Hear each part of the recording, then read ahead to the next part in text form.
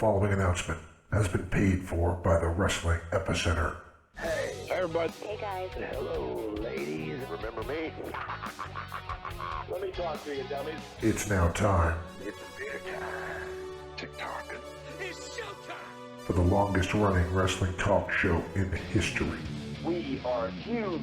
It's gonna be cool. You're where it's at. You smell like me. Tune in each and every week. You better keep listening, or I'll come out of your computer And turn it on for you. or else I'm gonna kick your stinking teeth in. We've been known by a few names. The needs of the many far outweigh the needs of the few. The Interactive Interview, Interactive interview. Oh, yeah. Interactive interview. The interactive interview. Interactive interview. The interactive interview. Interactive Wrestling Radio, Interactive wrestling radio. Interactive Wrestling Radio. Interactive radio. Interactive wrestling radio. Interactive wrestling radio. The Blaze, Blaze 1260 AM. The Blaze. The Blaze. Blaze. The Blaze Rock. and a lot of other names. Weekend Weird of Wrestling. The Pile Driver. The Epa Wrestling Center. 3 Count Wrestling. The Hour Slam. But it's all one show, the Wrestling Epicenter. Wrestling Epicenter. The Wrestling Epicenter. The Epicenter. Wrestling Epicenter, dude. The Wrestling Epicenter. Don't get off. And your host from day one, By ignorance or arrogance. James Walsh. Wake up, sleepyheads. Dr. Carol House. It all starts What a rush. Oh, Boomer Sooner. Thank you very much. I got 2 words for you. Thumbs down. Breaking necks and cashing checks. I've heard a lot about you guys. Check it out. Get out of my face. You win! But I'm desperately out of time! So what you gonna do when Blaze-a-mania runs wild on you? now. Brave new world out here, guys, as we're going to do a video conference call here with Impact Wrestling. It is I, James Walsh. I usually live in a sonic world. I jokingly always say I'm got a face meant for radio. Maybe that is true. Thankfully, I have a voice meant for podcasts. I'd love AM radio or XM radio, so if you're out there, hit me up. I'm available. But anyway, guys, this is the Impact Wrestling Media Call, the Press Pass podcast. Have zero idea on the legality of posting this because it is video content, certainly new to us. Hope you guys enjoy this. And without any further delay, let's get to the lengthy media call featuring D'Lo Brown hosting Tommy Dreamer. Hey guys, my name is James Walsh, and you are listening to the Wrestling Epicenter here on YouTube. I want to thank you for finding us. Please do me a favor and click that subscribe button and the notifications bell. If you get the chance on this video, click the like button. If you do, it'll turn blue. Check it out. Also, check out WrestlingEpicenter.com for all this great content available in MP3 format, our online store that'll keep us going free and clear, daily news updates, as well as all the information from the history of professional wrestling you could possibly ever want. Check out WrestlingEpicenter.com online right now. Without any delay, let's get to your interview here on the Wrestling Epicenter. Alrighty, well, good afternoon, everybody. Welcome to another round of Impact Wrestling Press Pass podcast. I'm Ross Foreman, and we got a big one today. A new host for the show here today. So let me welcome in D'Lo Brown. D'Lo, how you doing today? I'm fine, Ross. How are you? I'm doing pretty well. You look all studious there with the glasses. Well, it's my new, color commentating look. I got to have the glasses on to look professional. All right. Well, let me ask you flat out. What's it like to be in the broadcast booth? It's pretty cool. It's 2 really big chairs to fill, and sitting there next to Stryker. We're trying to step in the footprints of guys like Matt Stryker and Taz and Tenay and Don West, and just trying to find our spot. So it's exciting to be in that chair. It's fun to call the action. It gives you that live adrenaline feel again. So I'm having a great time with it. All right. Well, Today we have media from literally around the world joining us today. So media, I thank you. We're going to get to as many questions as we can in a limited amount of time. That said, let's welcome in our special guest, a guy who, what is it, about 9 days from today, turns a big 5-0. Tommy Dreamer, welcome. Thank you for having me. My first one ever doing these. And D'Lo, you do look great. And for everyone watching and listening, the first sign of old age is when you have to look at your phone and then you go like that to your phone. And that means your eyesight's going. So that's the first thing. We're like, something's wrong with my damn phone because it's not my eyes. That's exactly right, Tommy. I thought it was my phone for 6 months. I wear contacts, and now I went to the eye doctor, and I have to wear reading glasses over my contacts to read. I was like, but I have corrective lenses. How bad is my vision getting? Anyway. Well, Tommy, let's just ask you. Big day, February 13th on the Impact Plus app. No surrender. A 50th birthday gift from world champion Rich Swann. You get a title match. Yeah. It's an amazing opportunity. And I always think of life kind of comes full circle. A long, long time ago in the land of extreme, a 26-year-old kid who was the real #1 contender, he won it in a 3-way, gave up his title shot for a 53-year-old man. And that man was Terry Funk. And that was for ECW's first ever pay-per-view. And now, in hindsight, I'm that guy who was given a gift by Rich Swann. And it's funny, too, that I've never given my response yet. And you're going to have to listen to my response on Tuesday's episode of Impact Wrestling, because it's a lot to think about. I take a lot of pride in what I do. And yes, the fact that it was a gift and there are so many more deserving men and women in the back, but Rich asked for it and he has defeated everybody. And it's just, listen, when I started my career, when I started life, I thought 50 was like, you're a senior citizen. You have nothing left. I didn't think I would still be wrestling. I thought it was so old. And now I look at it and I'm just like, I don't feel old. I know I look old minus my new hair.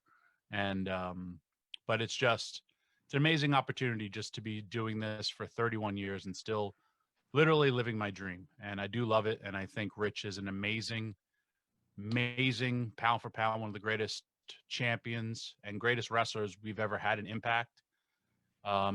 It's a great opportunity. And, if I accept it, and there is a big if, it's something that I really, really, I cherish, and it's going to go down as a benchmark in my career.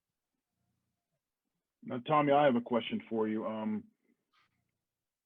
If you accept this challenge from Rich Swann, and I know already in your mind you've been planning what you may or may not do, what have you been doing differently to prepare yourself if you accept this challenge?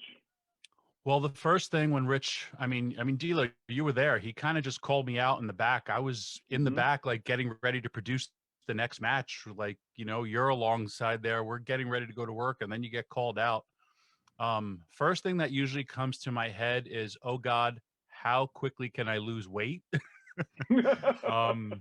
So what I've been doing is I've been dieting, I've been training, I've been doing cardio. I actually been going to Kurt Hawkins Creative Pro out in Long Island and training.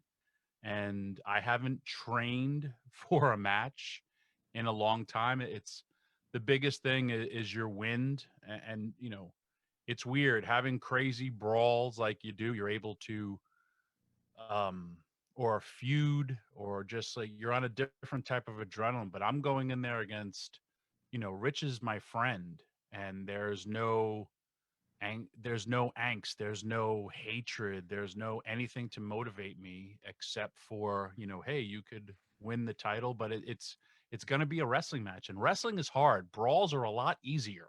So I'm just trying to get my wind up. And like I said, D'Lo, and you know this, I don't want to embarrass myself. I remember having the conversation with you I watch you and I see you walking down steps and I hate it because of your knees. And then I've seen you in the ring and I'm like, you're doing a moonsault, but yet you walk down the flight of stairs like you're 80, but yet I've seen you in the ring and still pull out a moonsault. And this isn't too long ago. And because you have pride, I have pride. We all joke about the weight we've gained, but that's called getting old. And we always want people to remember us in our glory. And I don't want to embarrass myself where I'm sucking wind and the match would suck. And that's why like all these things are going through my head and just really training hard to, keep up.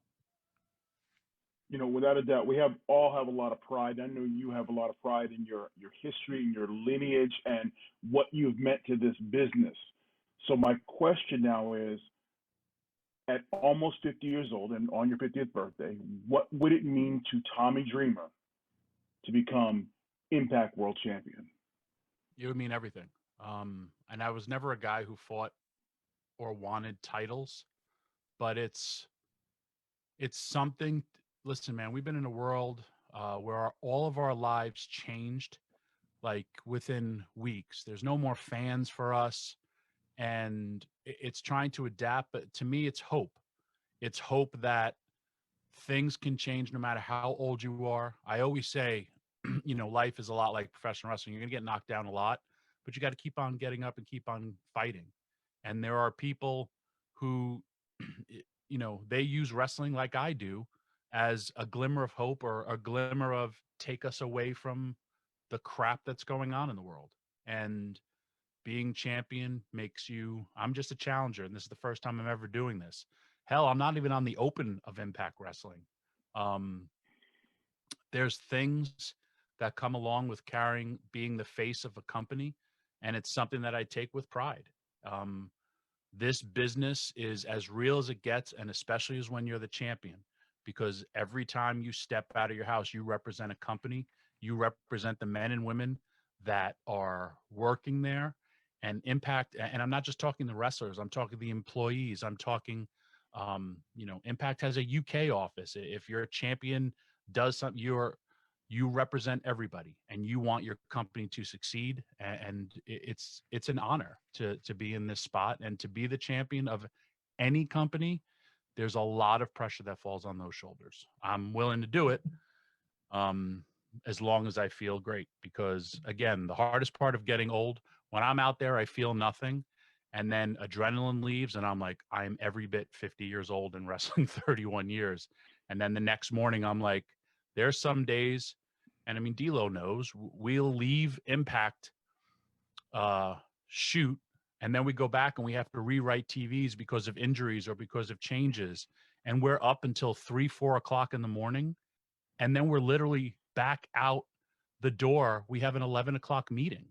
And there's some days where like, I'll leave that building and I'll lay on my bed exhausted, like just to take off my socks and shoes. And then my alarm goes off and it feels like I was there for 4 seconds. And I'm like, I got to shower and get ready for work again. And those are the behind the scenes that people don't see.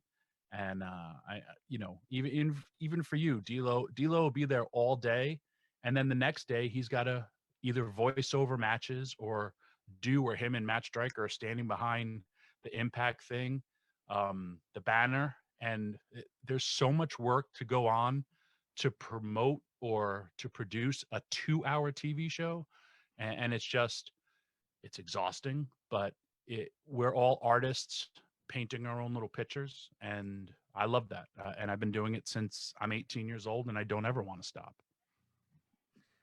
All righty, Tommy. Well, I think everybody looks forward to what you decide for No Surrender, February 13th. But as everybody knows, we do have some great matches already confirmed for No Surrender. Tag titles on the line: Good Brothers, Private Party, TJP against Rohit Raju.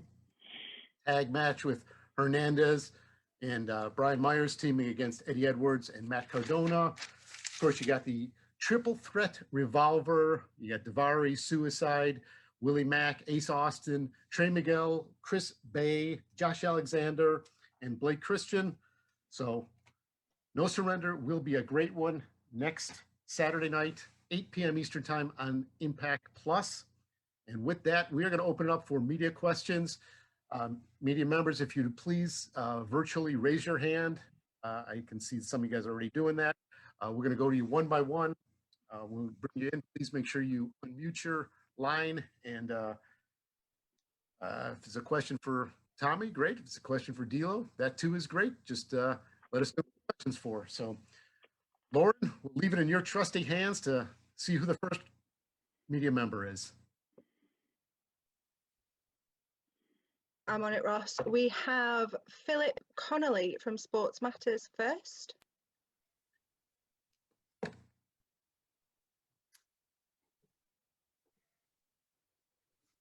Yep. Hello. Hey, Philip, how are you doing?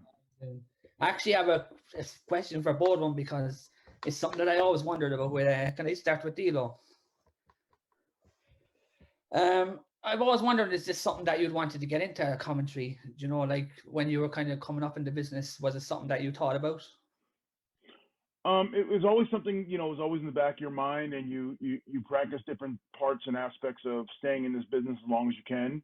So there's only so long you can be in the ring, and unless you're a guy like Tommy Dreamer, who's, Methuselah was his best friend. He broke in at the same time.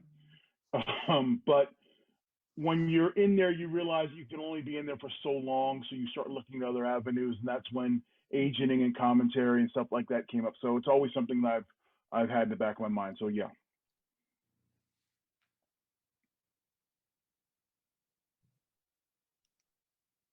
Philip? Sorry, Philip, did you have another question? Yeah, I just wanted to say, like, who would be his influences in the commentary, growing up? Like, I know there's JR and stuff, but is there anyone else that you've kind of followed? Well, if you don't like, guys like Gordon Soley or Jim Ross or hell, Jim Cornette or, guys like that, I mean, these are the guys who own the desks. These are the guys who have set the tone for what it is to be in the commentary position. So guys like that, I always admired. Storytellers, people who paint the picture for the audience when they're seeing it play out in front of them. That's what you want to aspire to do.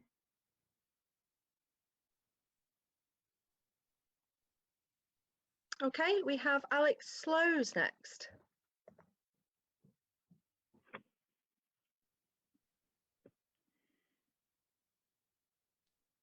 Hello.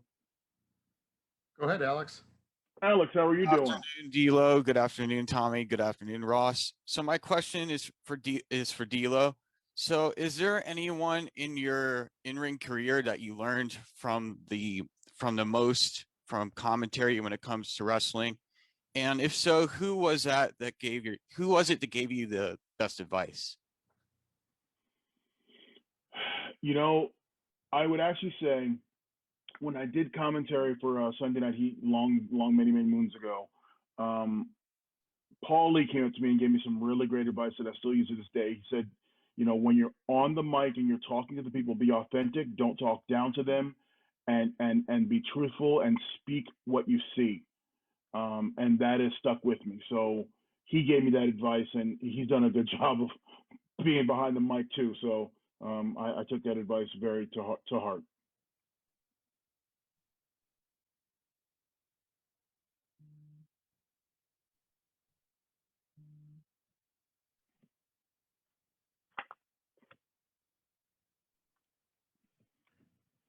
Wow, got awful quiet. The Zoom lag. Vanessa from Putting You Over. Yes, hello? Hello. Hi, Vanessa. Hello, how are we doing today? Just a quick setup here for Mr. Dreamer. Both of you, I grew up watching both of you, so this is a crazy honor to speak with you. For Dreamer, if you do accept this challenge, do you think it is a gift that Swann is having you do that, or is he just offering it as kind of a not taking you as seriously maybe as someone else who may be more challenging for the belt? No, it is definitely a gift. Stars aligned.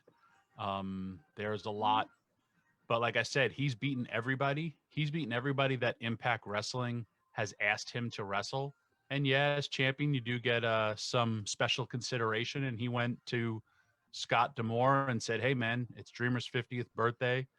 I did everything you asked. Can I basically wrestle somebody that I've wanted to wrestle?" Because I've known Rich from independent wrestling. The first time I met him was at a company called CZW, and I was blown away with the stuff that he could do. And I always tried helping him when I saw him on the indies. And I mean, he also grew up watching me. He's a kid from Baltimore and grew up watching me. And this is the only sport where you can do stuff like that. You know, we got the Super Bowl coming up this weekend, and I always say Joe Montana can't throw a pass to a today's wide receiver, or Patrick Mahomes can't throw a pass to Jerry Rice, because it's different generations. But in wrestling, we have the ability to still do that. And there's, you know, it's something that he wanted to do. And I don't think, Rich would ever take me lightly, especially if I ever land on him. He will never feel that anything that I do is light. Thank you so much. Thanks, Vanessa. Appreciate your call. Media members, feel free. We'd like you to turn on your video so you have that as well, and we can see who everybody is. Raise your hand virtually if you have a question, and we're going to get to as many questions as we can in the limited time we have. So, Dilo, are we? Thanks, Ross. So it looks like I have a call from James from Wrestling Epicenter. You're up next, James. How are you doing? And welcome into the press pass. James, please. Hey guys, can you hear me okay? Yeah, there you go, James. What's up? Hey, it's a pleasure to talk to you guys, both of you. Well, three of you, in fact. My question is for Tommy Dreamer. First of all, I've been a fan of yours for years. I grew up watching on public access on Savoldi's show, and here we are on Wow. Access TV. Wow. So it's a transition of 30 years, I guess.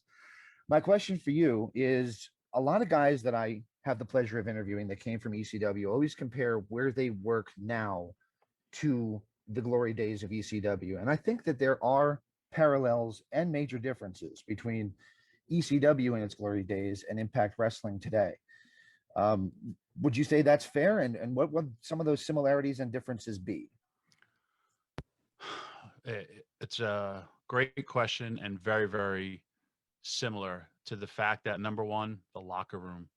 When I tell you, it's probably the coolest locker room I've ever been a part of. And for ECW, it was competitive, but it was competitive because we're all trying to make it.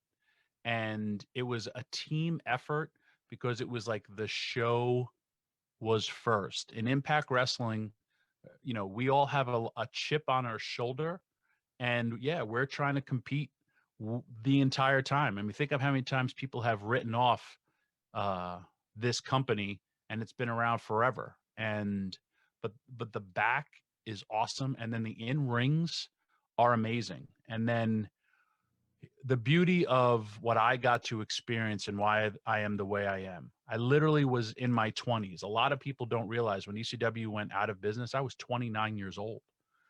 But in my 20s, again, 26 years old, I would come to the back and I would have Terry Funk, Paul Heyman, and Mick Foley all trying to help me be better. And Kevin Sullivan, another guy, all these veterans trying to help me, and with knowledge, and learn from your mistakes. And now, like the wrestlers in the back in Impact, they could come through the curtain and they have Tommy Dreamer, Don Callis, D'Lo Brown, Scott D'Amore, Rhino. They have so many people to help make them better. And it's just like, it's great. And we all work so hard. And it's, again, like I talk about, it's these times. We're no longer wrestling in front of fans. And when you see people in the back watching the show and all sitting around the monitor watching the back and reacting to it, that's your audience. And it's amazing to see. It truly is, because you have probably over 1,000 years of experience with everybody combined, and wrestlers are still popping at moves or popping at stuff, which is because we're the biggest fans of them all. So I love that stuff. I really do. And James, thank you for your question. And real quickly, Tommy, I got to tell you that I've been in a lot of locker rooms. I have never walked to the back and seen an entire locker room surrounded by a monitor, cheering on someone in the ring, and when they come back, clap them back for doing a great job and putting over the company, putting over themselves. So we have very unique locker room, and I love the camaraderie here. Yeah, and that's different. And I mean, trust me, and we've been in some bad locker rooms where there was people where you're at work and you're afraid to walk. You're walking on eggshells is the term, or you're afraid if you have a bad match, you're going to lose your job, and that's not a way to go through your life. And you know, with Impact Wrestling too, I trying to really think about, like, pretty much if you continue, like, you have a contract, they pretty much meet you to that contract unless something happens. But it's very, very, there was 3 people who were fired from ECW, and it's very, very hard not to get your contract fulfilled and at least know, hey, I'm going to be here for a year or 2 years, and then I can decide what I want to do. If you want to stay, cool, make it your home. If not, go somewhere else. And everybody's happy for those decisions as well. True. Okay, so up next we have someone I've talked to before. We have Stephanie from Steel Chair. Stephanie, how you doing?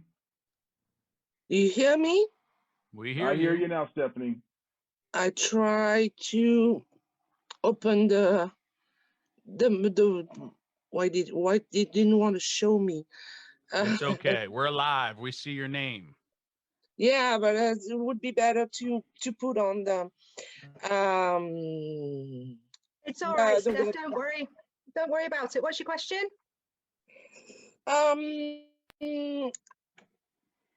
First of all, thank you guys for welcoming us tonight for this media call.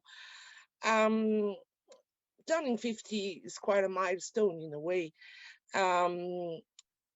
Did you set for yourself some limits, whether it's an age or your health, whatever, a limit in your mind when you think, okay, that would be the moment for me to stop? And also for you, D'Lo, did you have this same mindset when you decided to stop? For me, no. Again, starting at this when I was 18, I didn't think I'd be wrestling till I was 50, because 50 sounded like such an old number. But I'm just going to keep on going until I can't go anymore. And I mean, hell, I got to have at least 2 to 3 fake retirements like Terry Funk and Ric Flair. So I'm just going to keep going until I don't want to go anymore. It's you know, that's my feeling. I've yet to have a surgery either, so I'm trying to, like, you know, until I totally fall apart and need a surgery, then I'm just going to get everything fixed. For me, it was I only wanted to go until I felt my skills diminished, and we're very prideful. And Tommy will tell you, we take pride in when we go to the ring, how we look in the ring, how we act in the ring, how we move around the ring. And when I felt that slipping from what I wanted, I decided it was time to start scaling back and looking for a different avenue. I never set an age or a time limit. It just when my body told me it was time. You know, luckily Tommy's still going at almost 50. I wish I could still be out there going out there, but hey, you never know. I might have one run left in me. But Stephanie, thank you for your question. And next we'll bring in Michael Morales Torres. Michael, welcome. How are you doing today? Hey Dilo, hey Ross, hey Tommy, hope everyone is doing well. Yes, it is correct. We cannot turn on our cameras here, but thank you for the opportunity. I have a question for each one of you. The first one is for Tommy Dreamer. Tommy, you wrestled in Puerto Rico for IWA at one point.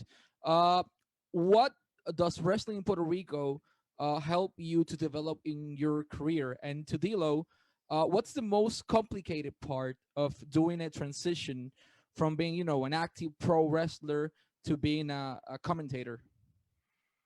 For me, man, I miss Puerto Rico, and the biggest part of what I miss is the fans, and it's a different style. But I mean, I grew up watching Carlos Colon on the Spanish channel here in New York, and for me to go there, I mean, the first time I went there was with IWA, and you know, with Savio Vega, and the reactions the people give you, and that the horn, I love that horn whenever you're wrestling, or when you start blowing your comeback and you're throwing the punch, and the people are like shwa shwa shwa. I live for that stuff because we work for reactions, but it's how wrestling fans in Puerto Rico, and I fit in there great with my crazy, you know, style, but they're just so passionate.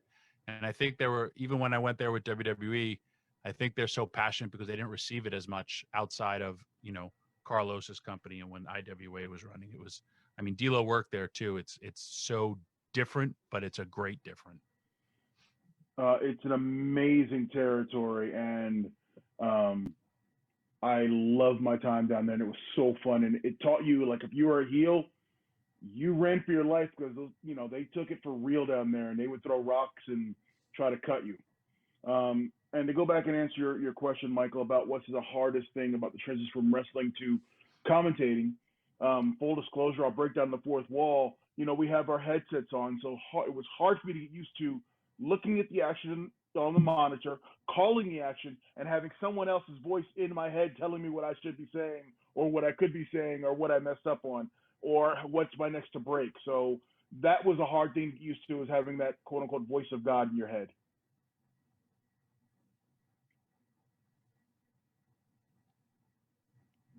So now, thank you for your question, Michael. Up next is Konstantinos. I think we have you on the line.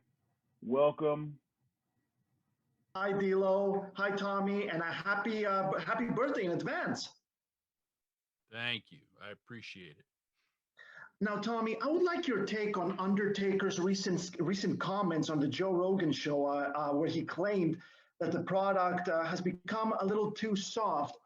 More specifically, he said, the product has changed so much, it's kind of soft. I'll probably piss a lot of people off, but they need to hear it. It is what it is. I just think the product is a little soft. There's obviously guys here and there that have an edge to them, but there's too much pretty and not enough substance, I think, right now. Now, since you are one of the most hardcore wrestlers of all time who competed during the most extreme periods of pro wrestling, what do you make of that statement? Do you believe that the product has become a little too soft? Well, I didn't hear the Joe Rogan podcast, and you telling me that, and I have to tell you this, that Vince McMahon received $1 billion for his product on one day. So whatever he's doing better than everybody on this call. So I can't knock somebody who gets $1 billion for their stuff. I've worked with Vince McMahon. I personally have no issues with Vince McMahon. There's times I watch WWE and I'm like, ugh. But guess what? There's times I watch AEW. There's times I watch Impact and I'm like, ugh, because we're all different. Me and D'Lo could watch the same match and D'Lo could be like, that was great. And I could be like, that sucked. It's different opinions. That's something to ask The Undertaker when he does his media pass. I don't think he'll do it here, but to say it's soft, listen, I watch wrestling every day. I watch way too much wrestling. I'm watching wrestling from the 1970s. It's on Amazon Prime called IWA. And I'm watching these guys who were main eventers. And I'm saying to myself, a lot of these guys couldn't get jobs today. It's different, and it's different generational, and it's different from the years. It's different, and it's okay. Every sport changes. There's baseball players like Pete Rose or Johnny Bench, when you used to be able to slide head first, used to be able to knock out a catcher. You do that, you're out. It's different generations of how you play the game. Football players, literally guys, their job was to injure other players. They would hit guys in their head purposely. That is now not part of the game. The game progresses because life progresses. That's very well put, Tommy, and thank you for bringing that sports analogy in, because sports is an example of how in the 1950s they played one way, and in 2021 they play a different way. People go, well, that's the game's soft. The game just evolves, and so has wrestling. Yep. So our next question here is from a person I know very well. I've been around him for a long time. Jim Barcelona, I know you're from the Miami Herald. Jim, how you doing? Welcome. Hey, Jim, if I could chime in before you get going. Media, we do have it set up so you could put your cameras on now, and we should be able to see everybody. Should be good to go on that. All right, just doing that, Dr. Ross. Let me see. Well, I can only do the audio, so that's about it. Hey, I will say this. I'm wearing my University of Miami hat today, so I just want you, Tommy, and D'Lo to know that as we go. So my question is for D'Lo first, what are your thoughts of commentating with Matt? Did you guys do anything to prepare for that, or were you guys got together and just went at it right away when it started? A combination of both. We watched a lot of football together and just got a feel of how their play-by-play was, because we wanted to do something a little different than the typical wrestling, play-by-play. We wanted to do more of a ESPN analyst. Hey, there you are, Jim. We wanted to do more of an ESPN style analyst, former player breakdown. So that's kind of where we got our inspiration for what we're doing now behind the desk, and I hope people like it. And for Tommy, I'm just curious too, because it's so important. The referee's job, the commentating is so important when you're putting on a show. Just for you as a performer in the ring, a wrestler, give us some insight at just when you're going out there and you have a good commentating team there to call your match, and how that makes you feel and helps you at all. I have watched myself wrestle, and when they're talking about another match, or they're talking about a pay-per-view during your match, the entire match, it's very, very disrespectful for the performers. To know that there's wrestling fans and people who have wrestled have appreciation for what we do, it means everything. It really does. And, there's a big process that goes on it. There's a screener too that, when you do tape shows, the people will give notes. And when I tell you, it's pages and emails of notes where then if something isn't said, or if something is said, or if something has offended somebody, we live in a whole different world. And then, D'Lo and Stryker would have to go back into the studio and recall a match that they already called. I listen, my first ever time doing commentary was ECW Barely Legal. And like D'Lo said, it was them saying stuff in my ear. I literally told the producer to shut up because I was concentrating on the match. But it means the world when you have people who are watching and enjoying what you're doing. And like I said, in the back, when you have people, wrestlers reacting, I'm wrestling 31 years. I think D'Lo's close to, 30 as well. That's 60 years of experience. And when we pop for stuff, or if we think someone got hurt or landed on their head, or we're like, that's shows like that we still have passion for what we do. And I do. I love that. Well, thank you both. Always enjoy both of you doing your thing. Thank you, Thank you very much. Thanks, Jim. Appreciate you, Jim, very much. Good insight, Tom, because at the end of the day, we're both still fans, and that's what allows us to make these calls and put that passion in, and we enjoy what we're seeing. And I like you, I love wrestling. I'm gonna get off this call and I'm gonna watch wrestling, and then later on today I'm gonna call wrestling. So I enjoy wrestling. So up next we have Innes McVeigh from Inside the Ropes. Innes, what is your question for Tommy or myself? Hi guys, can you hear me? There you go. How you doing? I'm not too bad. How are you? Oh, look at that little puppy back there. No, she set herself up perfectly to be in the background. I've got a question for both of you individually, if that's all right. Yes. Tommy, for you first, as someone who's been a bit of a major player in ECW, whilst we had WWF, WCW, and ECW all competing with each other, what's your perspective on AEW's relationship with Impact and other promotions? And is there any similarities to how ECW's occasionally partnered with WWF back in the day? I listen. There's a lot of the behind the scenes that, and I've explained this. I host a show called Busted Open here in the States, and D'Lo's an agent. I am an agent. We're part of production. We wear many hats, and there are times where literally it'll say the main event and there's nothing there. We're not, like when Tony Khan showed up a couple of weeks ago. First, Jerry Lynn walked in, and I know Jerry Lynn lived in Tennessee, and I was like, "Hey man, what's going on?" And he's like, I came by to say hello. And then all of a sudden, Tony Khan came in like 2 hours later. And then I see them, they're on television. And I'm like, I have no clue what's going on. If it's not my segment, I really don't care about it. And I want to just watch it on television. Back in the day with ECW, we were told by Paul Heyman, this is the agreement. They're trying to do stuff to go after WCW to try to get those ratings back. And we're trying to promote our first ever pay-per-view. And that was the gist of the relationship. None of us knew that Paul Heyman was getting a paycheck from WWE. None of us knew any of that.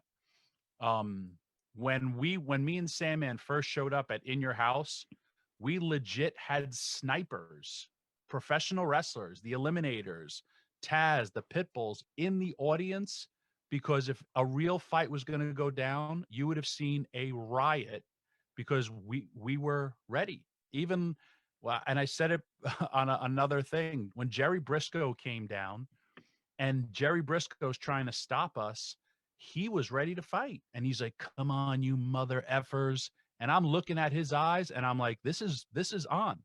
Bradshaw didn't know it was going to happen. The only person who knew was Savio.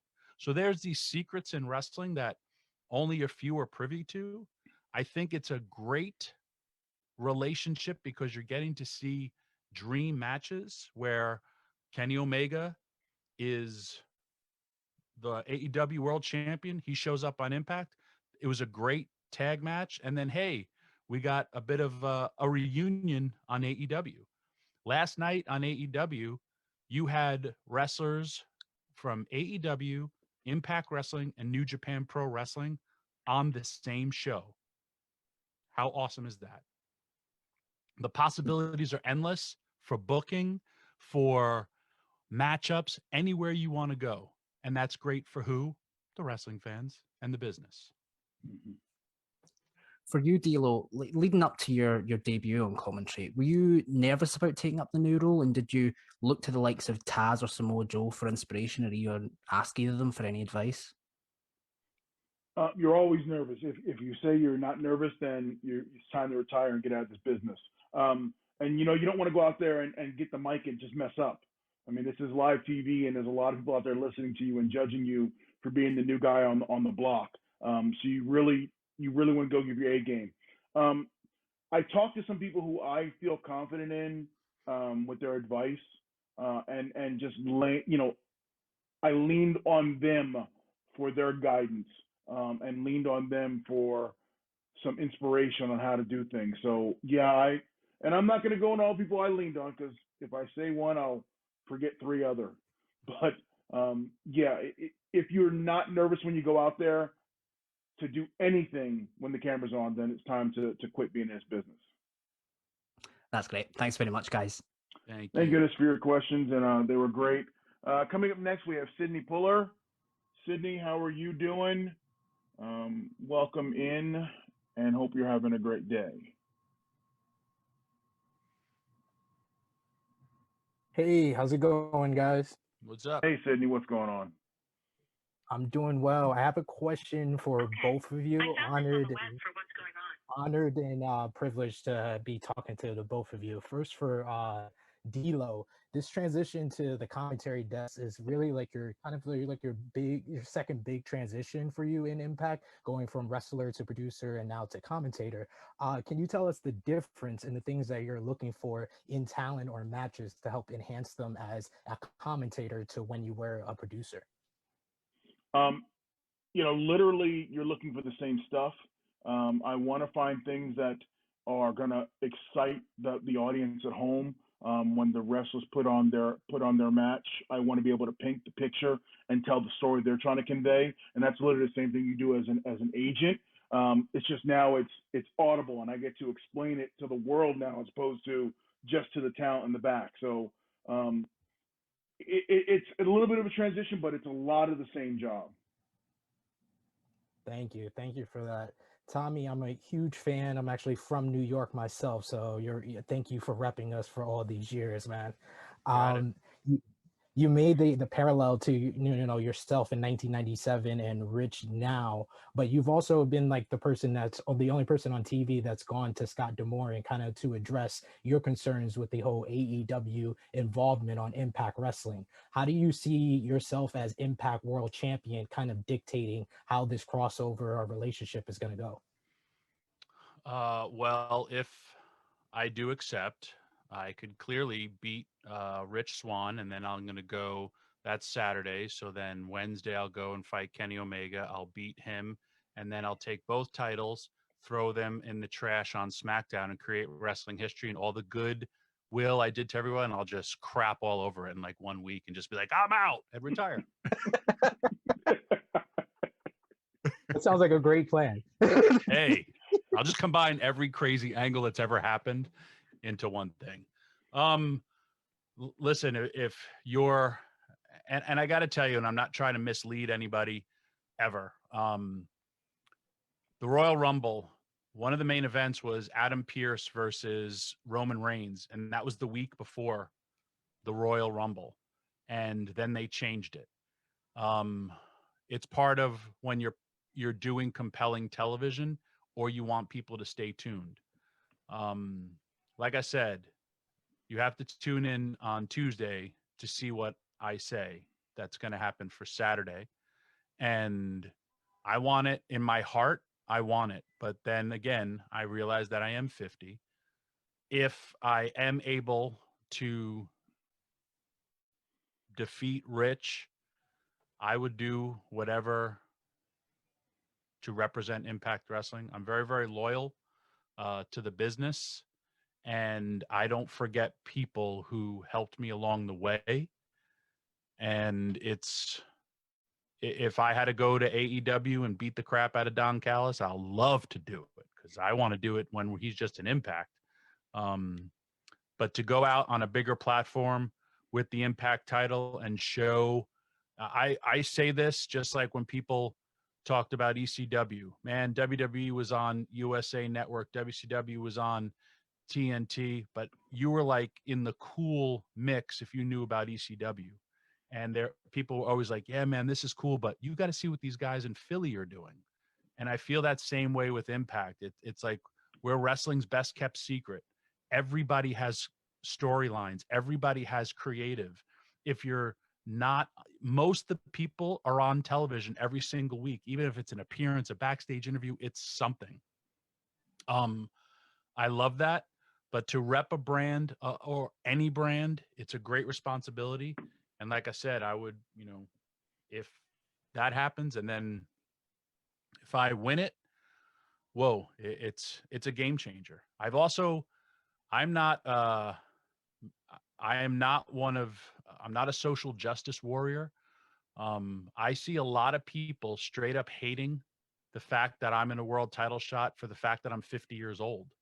And they're like, there's so much youth and all that stuff. I was like, okay, number one, do you not like me because I'm going to be 50 on my birthday? Like, I'm sorry, I'm 50 and I'm still wrestling, but there should never be that about anything. And I've even said, like, yeah, it's a gift and it's something that Rich wanted to do. So how do you begrudge someone? And I say this from David Arquette.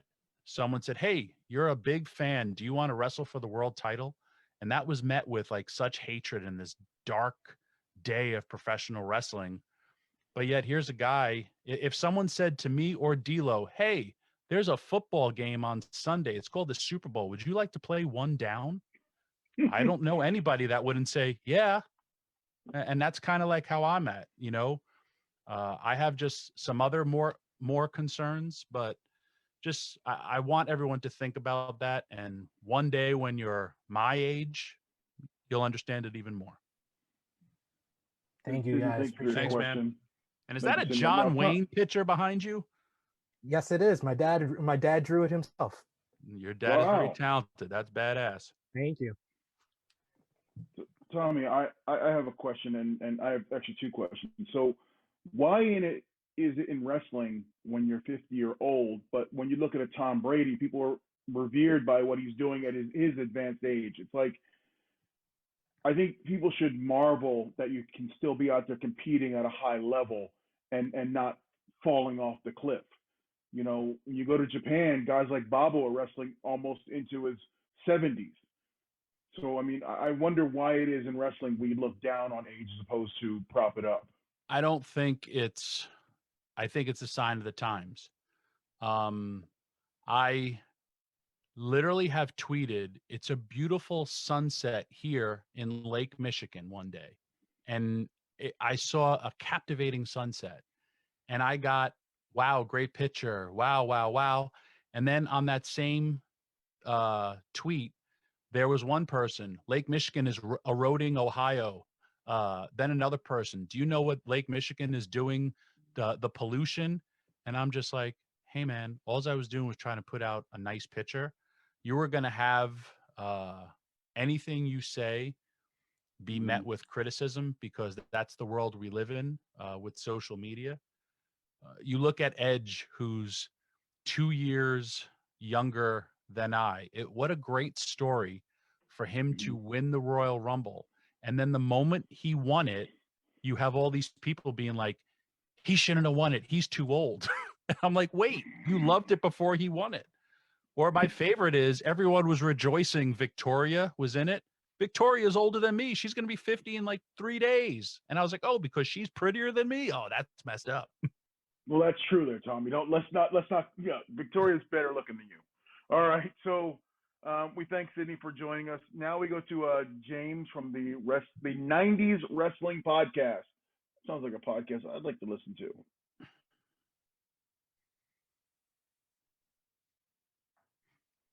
James, you there? Yeah, I'm here. There Thanks you very much, go. mate.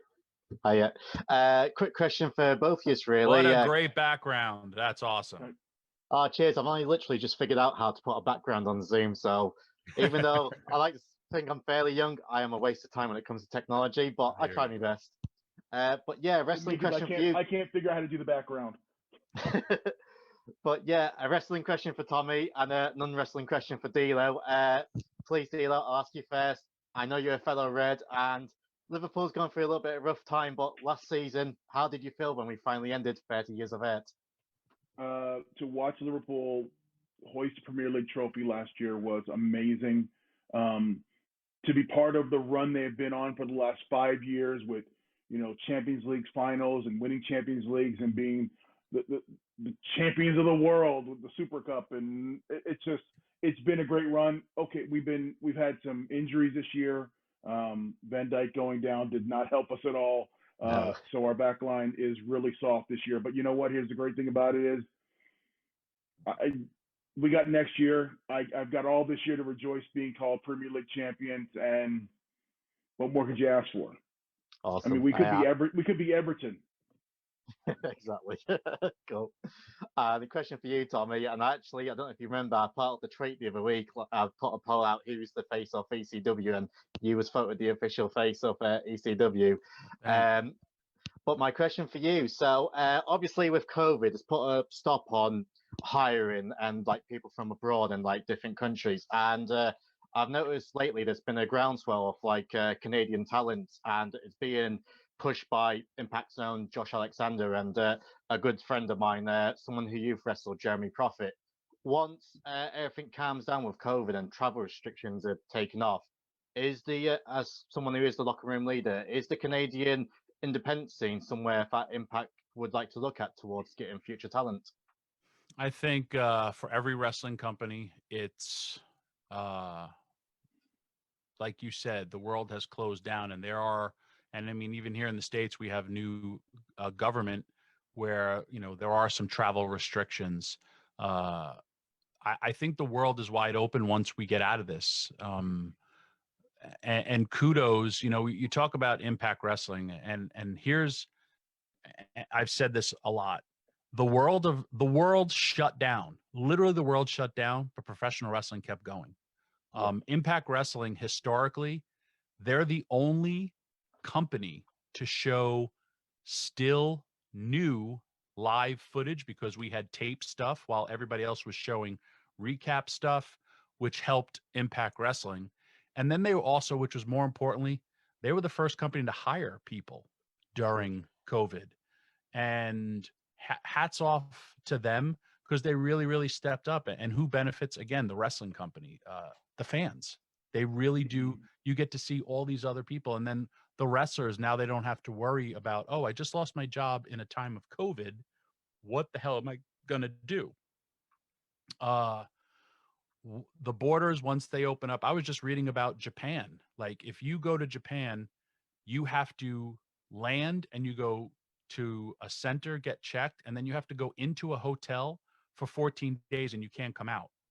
Yeah. And so if you want to go wrestle in Japan, you're literally going to sit there for 15 days before you know whether or not you can go wrestle.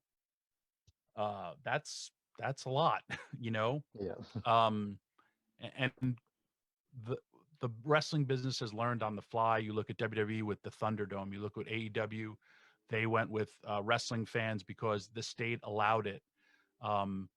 With us now, we have crowd noise in there because we're just trying to find. Everyone's trying to find their own niche. The best part about Impact Wrestling was very, very up to par with COVID testing and all that stuff, just because they care about their performers, and that's how I feel the world should all be. We should all just try to take care of each other. I want the world.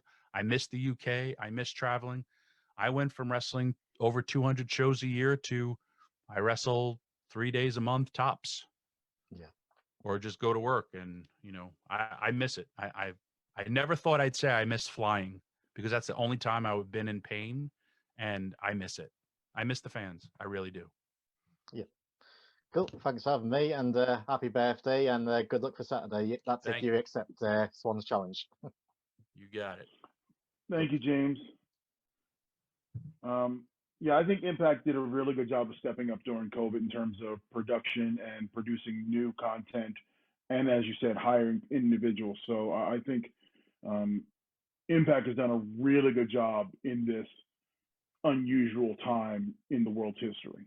Yeah, man. It's and everybody, NBA, they went straight to the playoffs. Football, think of how many games have been canceled. It's been crazy how management has to think on the fly, or like I said, it's a lot of rewrites, and card subject to change has never been so much in the world of COVID. You look at Randy Orton, Drew McIntyre are supposed to do something, and oh my God, we got to break Triple H out because we lost our champion due to COVID with Drew McIntyre.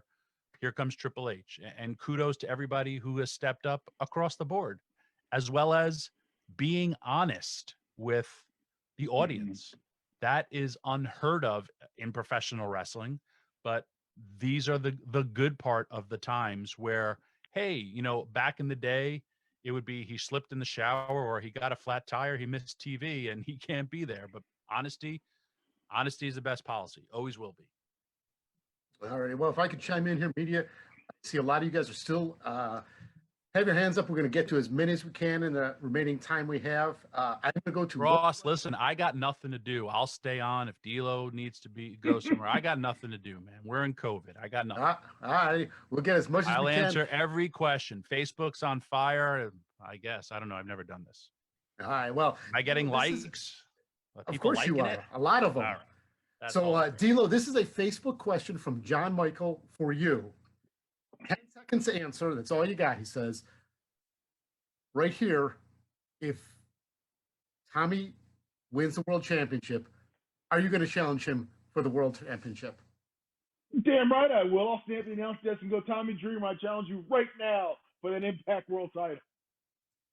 Hey, listen, to answer your question, I did a Sky High recently, and I walked by and goes, listen, you do Sky High again, I'm putting on the trunk, so I'm going to show you how it's really done. Yeah, you're damn right. Oh goodness. Okay. With that being said, let's take our next media representative, Joel Torres. Joel Torres, come on in and ask your question of Tommy or myself. And yes, I will challenge Tommy if he wins the Impact World title. I'll be the first in line. No, I didn't say in the ring. It might be at the buffet. Sorry, guys. I think Joel's put his hand down. I'm going to go to Bill Pritchard next. Bill Pritchard. Well, Joel, you're out of there. Bill, welcome. Welcome to the show.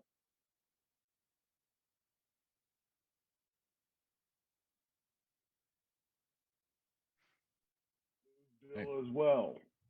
Can you guys hear me? Hey, what's up, there man? We go. How you doing? I have questions for both of you. One of them, I'll say the first one is for Tommy. You talked about being the guy that never won the title, whether it was, you personally had feelings about it or fans kind of got behind you. What changed in that respect to, having a chance to win the Impact title? Why does that appeal to you now? And I guess I'll save my second question after you answer this one. During ECW, I feel a title I didn't need it. And when I won it, I had immediately lost it, but I feel a title has helped to make guys, and I was already made and I didn't need it. I also didn't want people saying my relationship with Paul Heyman is why I was the champion, because I don't know if you know this, but there's been a lot of, I don't know if nepotism is the proper word, but favoritism. If you go back, and a lot of the bookers were the champions in professional wrestling. And I didn't want people to say that about me. In WWE, my contract was up for real. I had every year, the new WWE ECW guy, every match that I was in was the highest rated main events. And I literally went to Vince McMahon. I said, hey man, you're supposed to be this great businessman. Here's proof why you're not.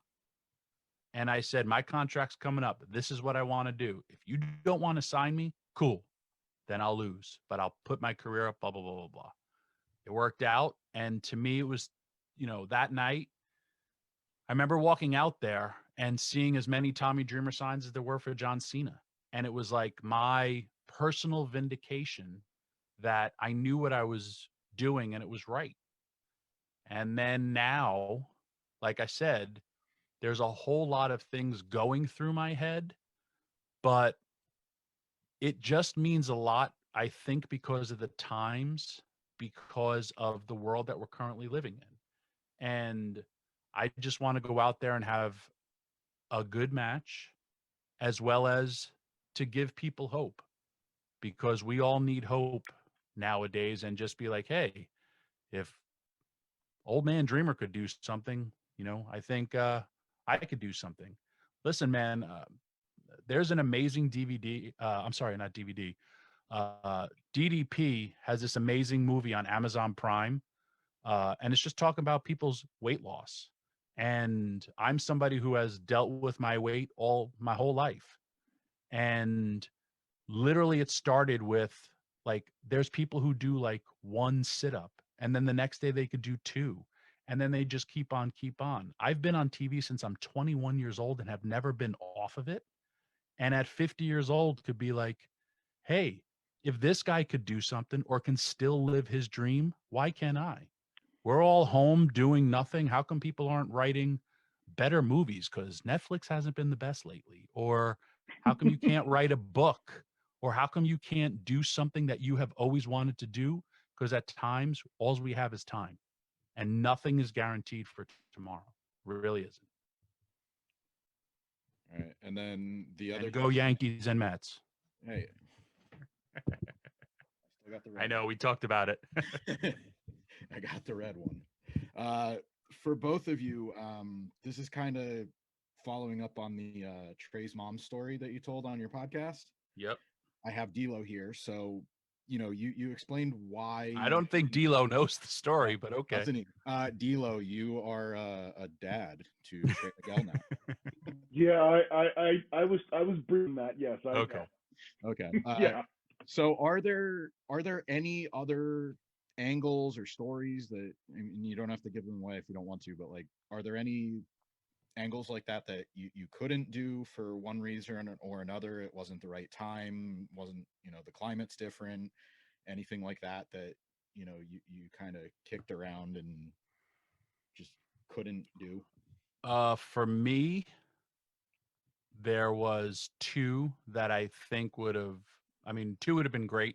I was supposed to have a 2 to 3 program with Triple H and main event with him for the title. Never happened.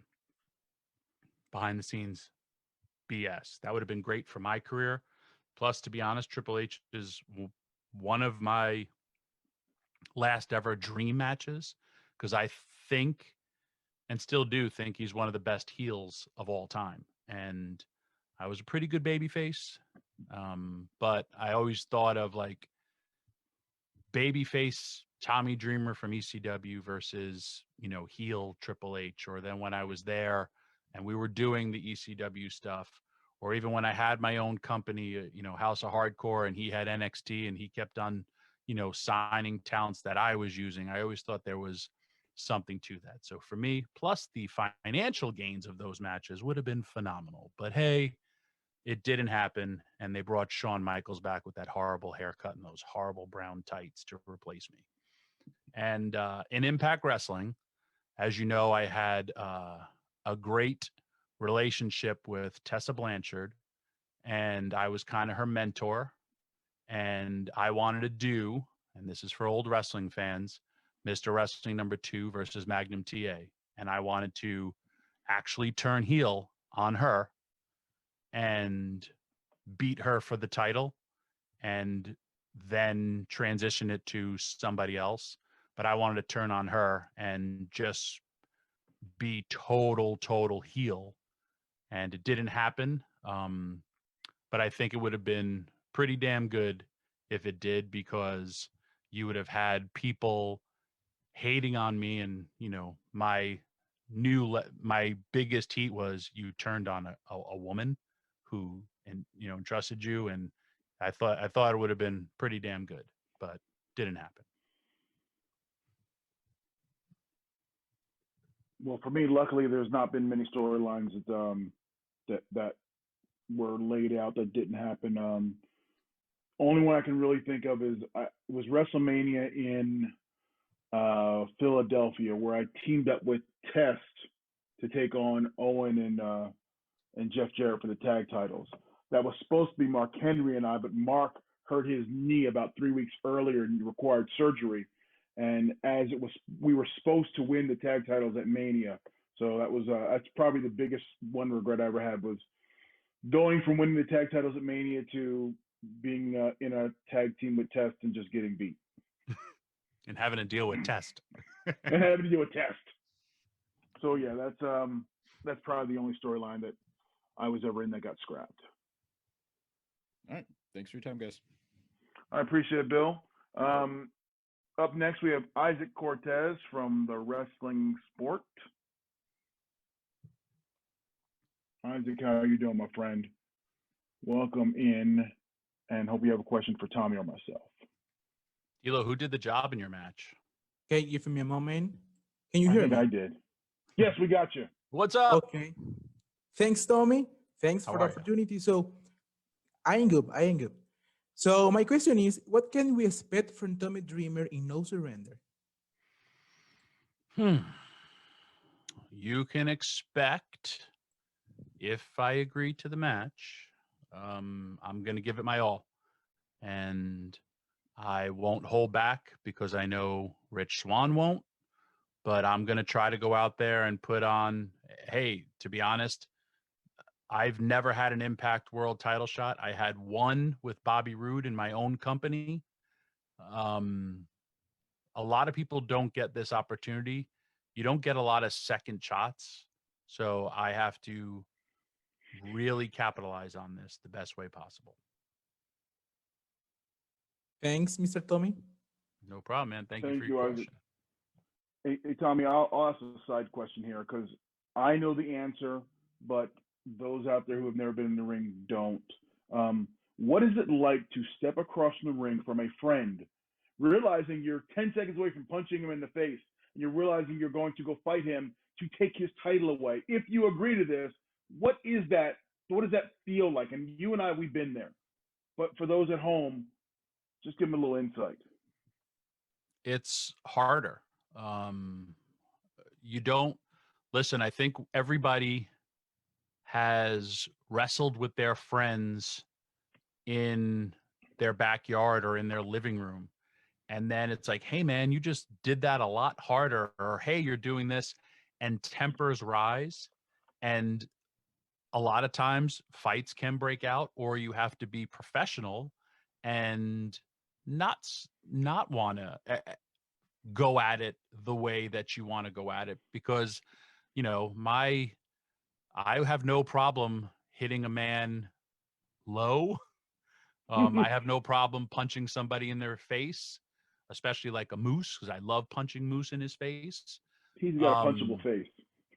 But when it's somebody who you admire as well as have so much respect for, it's a lot different. Me and Christian, some of my favorite matches were against me and Christian, and we would literally ride to the building together, and it was babyface versus babyface. And then we would get out there. He would say something to me out there to get me going. And then if not, Jay has probably some of the hardest hands and straight up punch me in my face. I'm like, oh, okay. Or even Bubba. Me and Bubba from the Dudleys days, Bubba used to smack me across my face, and dude, it was on. And I've got a lot of scars on my head, and he's got a lot of scars on his head from each other. And it was totally different when, when you're friends with somebody. Friends sometimes hit each other the hardest, but when you're going up against somebody where, I mean, Rich is, like I said, pound for pound, one of the greatest wrestlers of all time. I can't do the things, even in my prime, couldn't do the things that Rich Swann could do. I literally watch him in awe. And I would have to take a different approach to all of it with Rich. Well, thank you for entertaining me with that one, Tommy. I want to give everybody a little insight. Okay, coming up here we have Aiden Bessick from Soundsphere Magazine. Aiden, welcome in. How are you doing today?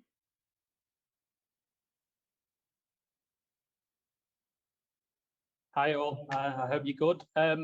My question's for both of you. So I was just wondering, Impact has quite a youthful roster from both the male and the female kind of aspect of it. I was just thinking, who do both of you think is the future of the company? I think match of the year for last year should have been Rich Swann versus Chris Bay. Mm-hmm. Chris Bay is going to be 25 years old on my birthday, which is his birthday too. I think Chris Bay will be a star in Impact Wrestling and a star like anywhere he is. I hope he's signed to a long-term deal. Another person where I look at the fire behind Trey Miguel, and the fact that he re-signed with Impact Wrestling is a great addition, because every day he's at his wrestling school and he is early 20s. I think he's 25, and he has so many years experience. Jordan Grace, another person. The list goes on and on. Yes. Listen, you're talking to somebody who was in a locker room from a company that just started, and there was Jimmy Snuka, Kevin Sullivan, Terry Funk, Shane Douglas, but then there was all these newcomers named Taz, Sabu, Rob Van Dam, unheard of, Tommy Dreamer, and then they emerged to be the stars. And it's just, that's the nature of the business. It always will be. I remember watching a young D'Lo Brown, Mark Henry, and this guy called The Rock. They were all in a group put together. Everyone became an individual star, but the leader of that was Ron Simmons, who was the veteran. And that's how this business has always been about. And I love it. I love that aspect. I think on the Impact roster, there are so many future stars, not just for Impact Wrestling, but for the world of wrestling, that are waiting to blossom. And you mentioned the Chris Bay, you mentioned a Trey Miguel. I'll go out there and say it, Ace Austin. Moose is still relatively young. There are guys and girls on our roster right now that are primed to be impactful professionals in this business for a long time, and Impact Wrestling is giving them that fertile breed to grow and become this new star. So to pick one, be hard. Take a dartboard and throw it at our roster, and you can find a new star. That's literally how I look at our roster. Is there are so many individuals who could just become that next great one. Thanks, guys. And Tommy, good luck if you do accept the challenge. Thanks, man. Thanks, Aiden. Let's take it over to Carlos from Indie Pro Wrestling. Carlos, how are you doing? And Tommy, I'm jealous you got that Dunkin' Donuts coffee. Damn you. Hello, guys. Can you hear me today? What's up, man? Yes, how you doing? Pretty good. Thanks for the time. And my question is for both D'Lo Brown and with Tommy Dreamer. So with talent like Moose, Eddie Edwards, Sammy Callahan, Rosemary, continuously re-signing with Impact, what do you guys think about like Trey Miguel re-signing, sticking around? Because I know that sometimes it's more of like people come in here for a little bit and then they go elsewhere. I think Trey Miguel staying, showing that Impact can retain some top guys. I would like to see more people stick around with Impact to kind of like blossom and be a better performer overall. What do you think you guys can do to like help talent stay versus going elsewhere? If you think about pre-COVID, there was a time, if there was anybody on the indie, if there was the indie darling, they'd get signed by WWE. They were scooping up all this talent, and there was a lot of talent getting paid literally not to go to work for AEW or Impact Wrestling. I think a lot of talent realized that the grass isn't always greener on the other side. And I feel Impact Wrestling is a great place to start your career if you need to revitalize your career or continue to grow within your career. It's personal choice. Hey, you can leave Impact Wrestling. It also doesn't mean that you have the ability to come back right away, because they're going to be loyal to the talent that decided to stay. The phone, I'm sure I know how many emails I get. I'm sure D'Lo gets a lot of well-known names that want to come to work in Impact Wrestling because it's kind of the cool place to work. And it's like, hey man, you can only have so many matches. You can only have, so many spots on a roster. And that's okay. Because I also feel every, 3 to 5 years in the same company, you should go on to go somewhere else. And as long as you do proper business, usually the door is always open. But that's, again, the nature of the business. And then there's people who need that. You know, if you look at any sport, it's okay to go to another team to see if you could do well. You know, look at Mookie Betts. He was a Red Sox, and then I went to the Dodgers, and I brought a World Series to Los Angeles finally, and I got paid a lot of money to do it. That is yeah, true. there's not much more. There's not much more I can add to what Tommy just said. You know, sometimes you have to change locker rooms, but I like it when people stay here. Like Trey Miguel staying here was a big get for us, and then I like it when guys had the ability to go anywhere, like the Good Brothers, and choose us. Guys like Brian Myers and Matt Cardona choose us. That lets you know this is a good place to be. It's a great locker room to be in, and it's a place where people are going to get opportunities to go out there and show what they have the ability to be. I don't mean to cut you off. One of the most profound statements I ever heard was from Eric Young. And he said, WWE has 3, 5, 7 hours of television plus main event. You have about 9 hours of television a week. And when you can't find 6 to 7 minutes to have me on your show, you're doing your company and the fans a disservice. Mm-hmm. And I was like, wow, that says a lot. You mean to tell me you have nothing for Eric Young? And he came back and still is. He's a man possessed. And there's nothing wrong. It's from what was the movie? A Bronx Tale. The biggest thing is wasted talent. Don't waste your talent. And I could go on and on for wrestlers that literally were stars someplace, and then they went on thinking it was going to be better, and then they were just like, nope, not happening. And then EC3, great example, has everything: the look, can wrestle, can talk, top guy in Impact. Went to WWE, nothing. Thankfully, he was able to come back for a little bit, and hopefully he can come back again. Thank you so much for your time, and good luck with your match with Rick Swann. And D'Lo Brown, huge fan. Appreciate you, Carlos. Thank you very much for your question. Thank you. So I'd like to move on. We've got Thomas Lee coming in next. Thomas, how are you doing? And what is your question for Tommy Dreamer or myself?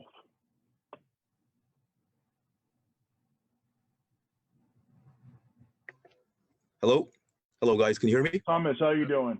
Oh, good. I want to thank you, D'Lo, and Tommy and Ross and Lauren for this. I appreciate it. Question for first for you, D'Lo. Like, how has it been the experience being commentating for Impact Wrestling? How's that been different from wrestling professionally in the squared circle? It's a different kind of emotional rush. It's a different kind of emotional high. Like going to the ring, you get that adrenaline rush because you know you're about to go out there and compete and be in the ring and pit your skills against someone else. And then compare the commentary. Now I've got to work that symbiotic relationship with Matt Stryker. So he and I are competing back and forth, but in a team type effort in order to paint the picture in the ring the best way we can. So both have this emotional high, but they're two different feelings.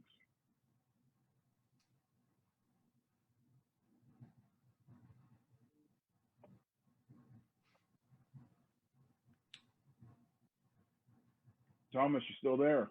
Tom, D'Lo, we're going to move on. You got the next. Looks like we got Joel. Joel Torres is up. Joel, how are you doing?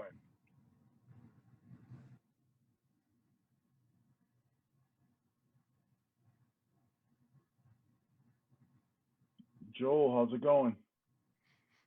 And here we are. How are you guys? There you go. Okay, let me see here.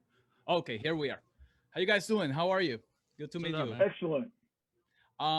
Guys, I just want to have your thoughts about what do you think about the professional wrestling business in the States, giving the opportunity for Latinos, to shine a little bit more, Puerto Ricans like myself, Mexicans and stuff.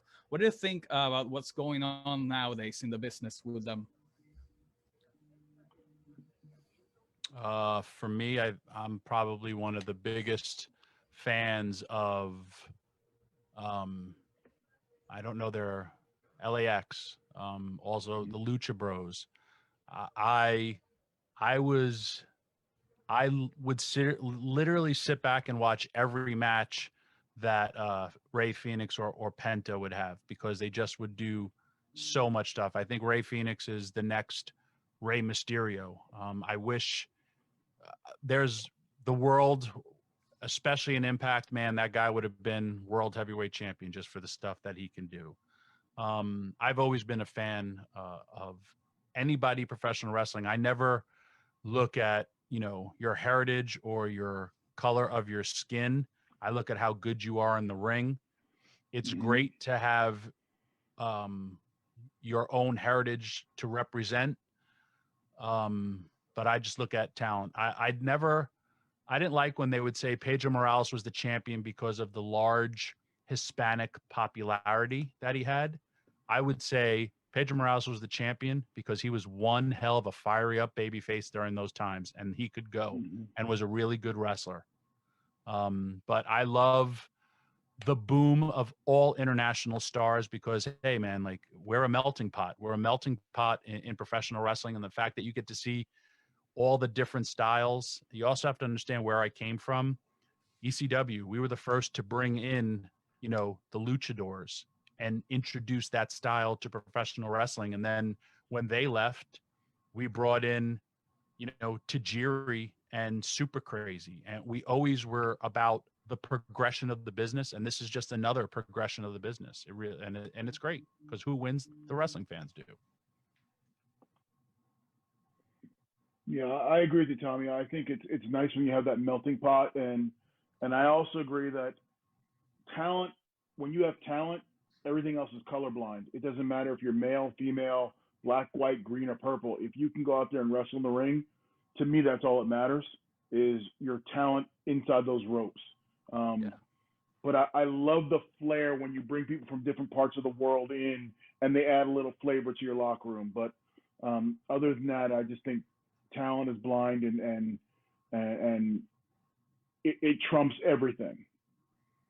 Yep. The best part about the business now, I think the only prejudice that ever was where guys would say, oh, that was a good woman's match. Now it's just the women blow away a lot of the guys and be like, oh, that was a great match. That I've never looked at D'Lo and be like, oh, he's a really good black wrestler. And I know D'Lo's never looked at me and said, oh, Tommy Dreamer's a really good white wrestler. It's just like, man, D'Lo's a good worker. That's the wrestling business has always been about that. It really has, amongst the wrestlers, really has. All right, Joel, thank you for your question. I think we have Brad Marcus. Brad, how are you doing? And what is your question for Tommy or myself?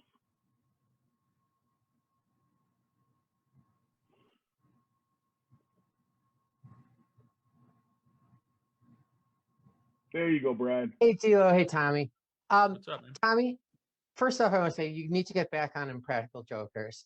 But my question for you is, it seems like you're having a ton of fun and impact. Has there ever been a point in your 30 years where wrestling wasn't fun and it was more work? My last 6 months in WWE in 2008, 9, I actually started not liking wrestling. And that's why I quit the WWE. Dude, I had just signed a brand new contract and I did not like going to work anymore. And I literally started hating something that I've loved since I was 9 years old.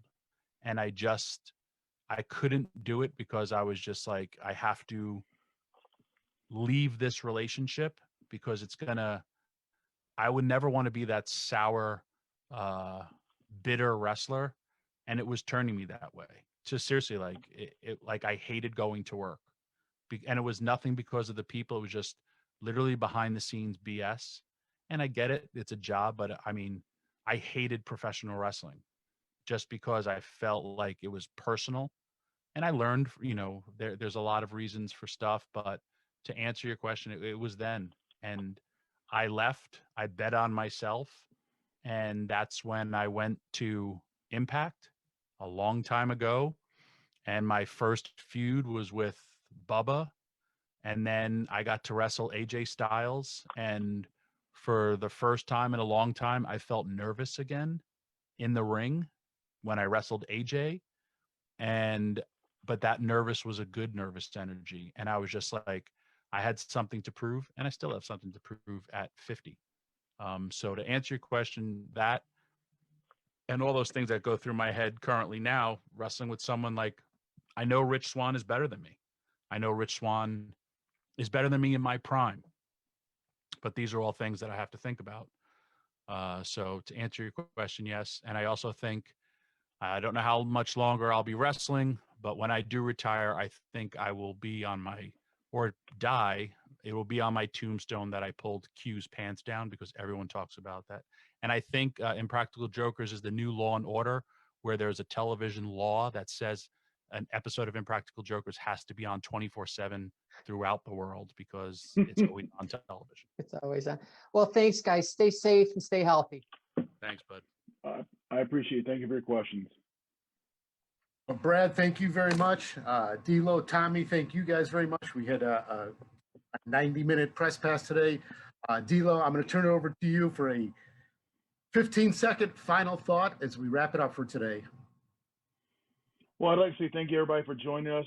Great questions, great insight. Tommy, thank you for being with us today.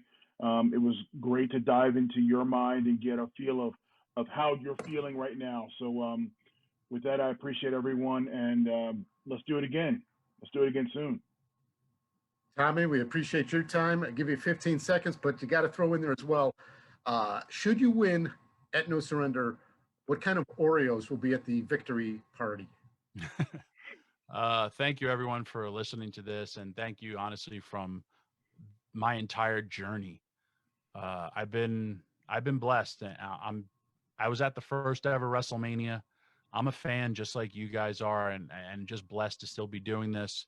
And if I do win, it will be the Brookio Oreo, because they are off the charts, the best cream alone that you could eat. And I may have recently ate an entire bag of them and then said, crap, I don't know if I could face Rich Swann because I'm over 280 pounds. Tommy, bring a bag. Tommy, bring a bag of those, and I'll hold on to them for you at the announce desk. Okay, but there might only be a couple left by the time the match is over. Just saying. Next level, guys. All right, media, we thank you very much for joining us today, and I apologize to the few of you that we didn't get to. Obviously, we went overtime, and I appreciate Tommy and D'Lo's time and willingness. So, again, February 13th, No Surrender. Rich Swann puts the title on the line against Tommy Dreamer. Thank you. The preceding announcement was paid for by the Wrestling Epicenter. I'm listening, and if you like what you heard, I'm glad. If you didn't like what you heard, well, go fuck yourself. Most people done hung up on me. We had a lovely conversation. What a show. Oh, mercy, Daddy. On your radio dial. Don't hang up. Bye-bye.